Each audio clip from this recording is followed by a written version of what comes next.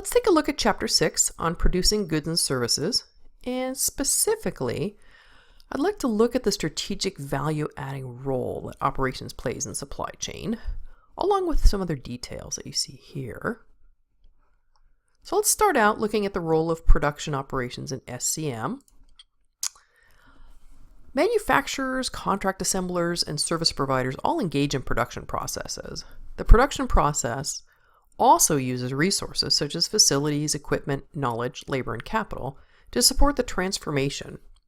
Feedback of key information is used to make adjustments within the process in an attempt to synchronize production more closely to demand.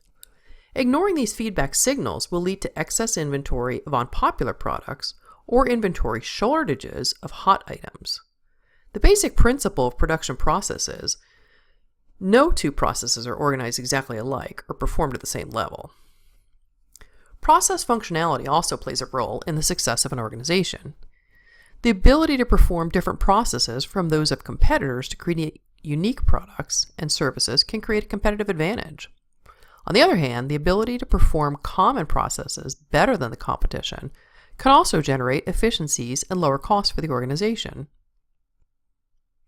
One of the most common issues for supply chain professionals to understand is the trade-offs involved within production operations and between production operations, other supply chain functions, and corporate strategy. All decisions are interrelated and can impact costs, productivity, and quality in other ways. Let's take a look at these trade-offs. Trade-offs between production processes for goods and the costs involved in manufacturing them must also be understood.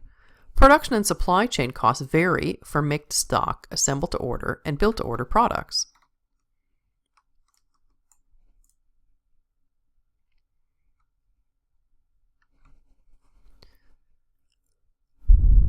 Centralized production facilities provide operating costs and inventory efficiencies, while regional production facilities allow companies to be closer to customers and more responsive.